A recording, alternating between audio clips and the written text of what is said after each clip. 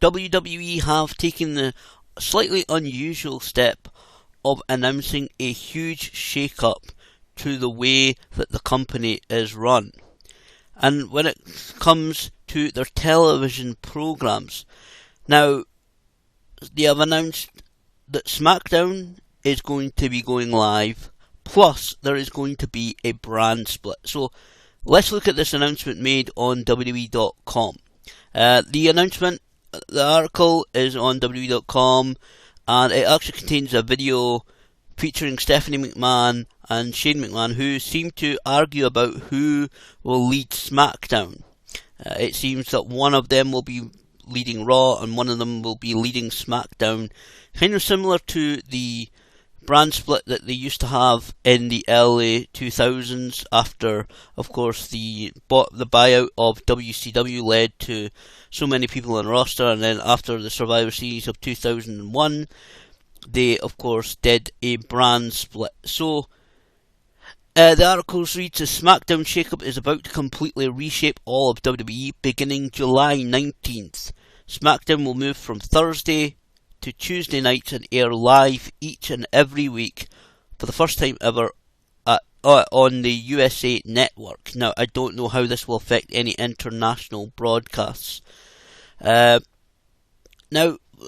first of all, that move from Thursday nights to Tuesday nights and airing live each and every week. Now, this the SmackDown program, for those who, a lot of people are aware, but SmackDown never aired live due to the fact that it was always intended to be a program so that the young, fresh talent in WWE could get used to work a televised event, a televised taping, without having the pressure of being on live television. It also allowed WWE, if there was any screw-ups, if there was any things that went wrong, they could edit the program to try and cover it up, or to fill any gaps, or if there's something goes wrong. I mean, there's a famous story, I can't remember who he was facing, but Kane apparently had one really horrible match with somebody quite a few years ago now. I think it was almost about 10 years ago, and because SmackDown was taped, they thought, okay, we'll maybe edit it, but they went back, looked at it, but they decided to actually send Kane and his opponent out to do the match once again, and it was that second attempt that was aired on SmackDown. So it's always been a program that's been for the younger, fresher talent.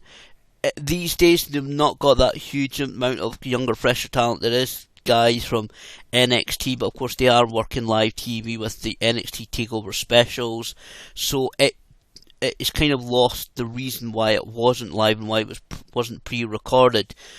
It's a good move. It's more live programming for WWE. I know a lot of people are not happy that Raw is 3 hours long on a Monday night. Hopefully SmackDown will stick with the 2 hours it currently is, but it's certainly a major change up, and I guess they don't have the young, fresher talent coming in. There's not the emphasis on really, because to be honest, all the talent that WWE has, they can do live shows. They've done live shows for years, and even the guys coming up from NXT, they're being taught a lot better. They're going through the WWE system through NXT and the Performance Center, so there is that kind of education they're getting there. Of course, yeah, starting off on your first television taping, it's going to be nerve-wracking. You might make mistakes, the match might not go as well as planned. You might get, you might take a move and then forget, where are we in the match or whatever. But it's going to be an interesting move to see how the viewership is affected of SmackDown. Will people really want this and yet another live show from WWE, especially so close to Monday Night Raw, the very next night? Now, it also states the bold move will have major ramifications for all of WWE and exemplify the new era, as both Raw and SmackDown will each feature their own unique rosters and rivalries following an imminent superstar draft. So, WWE are splitting the roster once again. Like I said, after Survivor Series of 2001, Around about that time, they split the rosters because of the incredible amount of talent, or at least the amount of wrestlers that they had. That made their way from the likes of ECW and WCW to the WWE. We saw a splitting.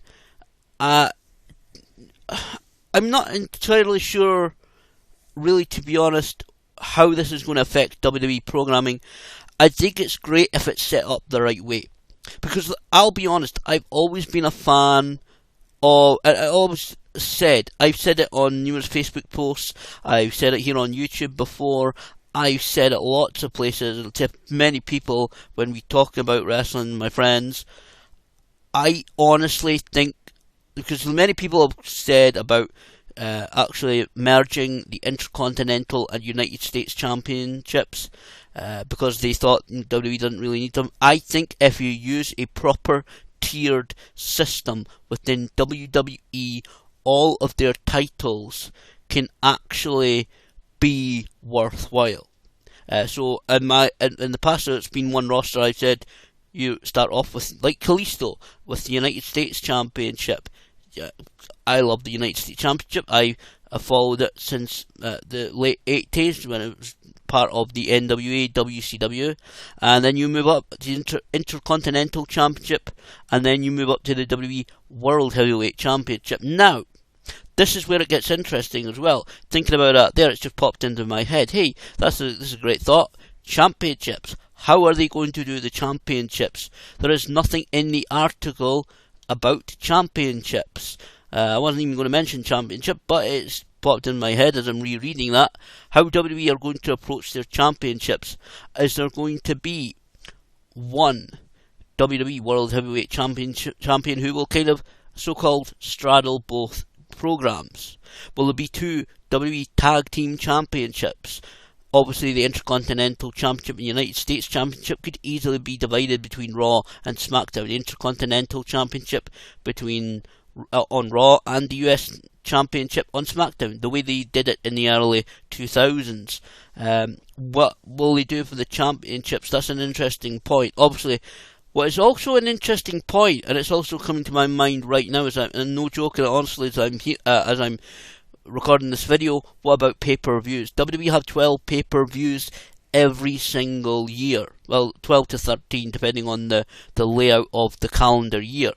How will they do it? They used to do it in the days of the brand split in the early 2000s, early to mid 2000s.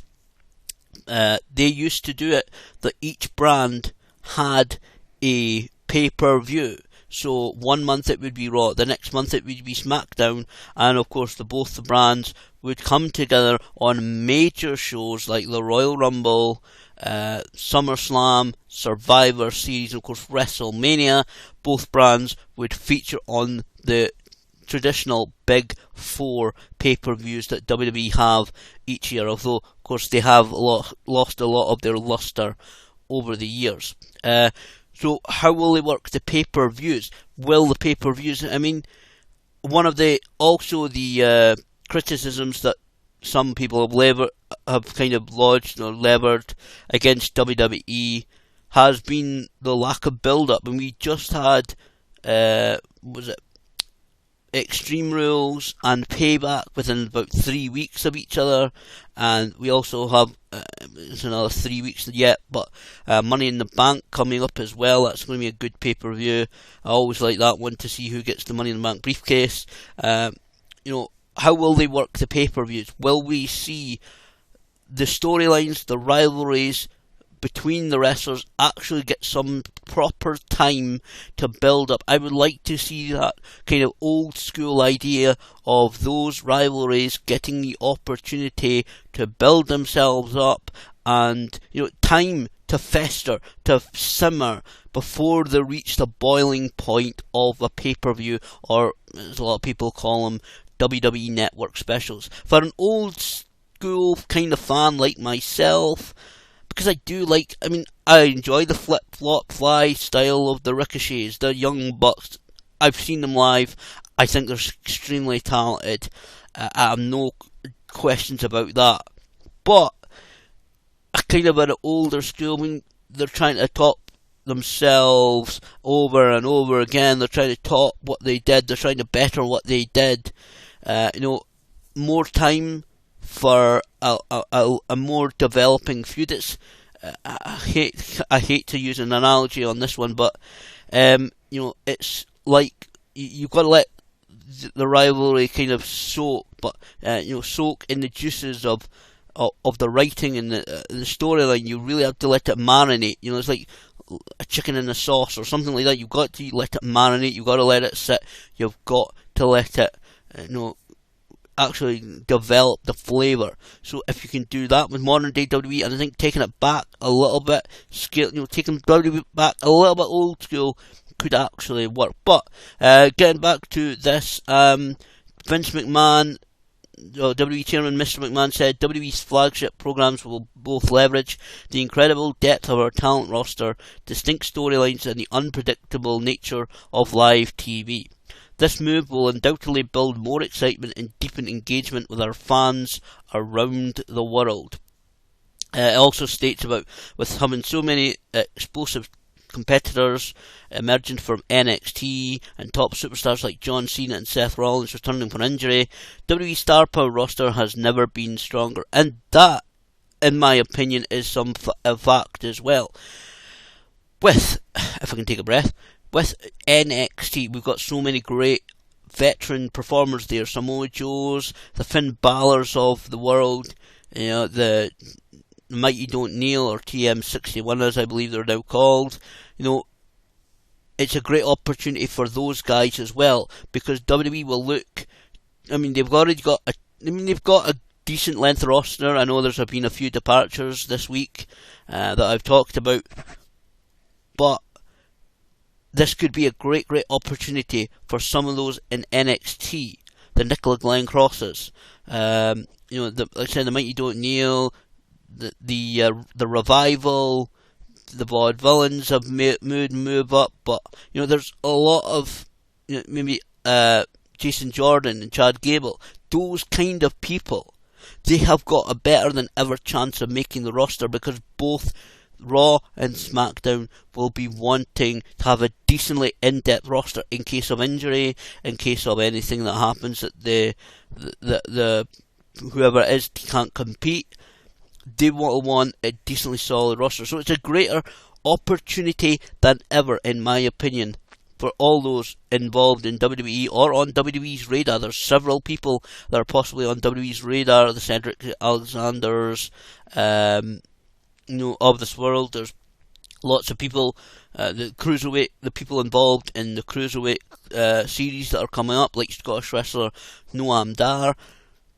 These types of people could be the ones that WWE look to in the next even 6 months to a year to reinforce these Raw and SmackDown rosters. So it could very well be a great opportunity for many of those involved in WWE, but certainly it's going to hopefully be exciting. Hopefully, as I said, those feuds will get time to marinate.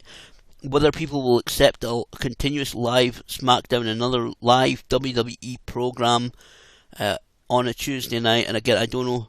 We don't know yet how it will affect any international broadcasting, but it's a good thing if WWE scale it back, and some people may not agree with me taking a little bit back old school, but you let the feuds develop, you let the tensions build, you let the rivalries develop to where people really want to see these guys in WWE compete with each other on a pay-per-view. If they alternate the pay-per-views, having Raw 1 month, SmackDown the next, it could really work in WWE's favour, because I think this may be a new era.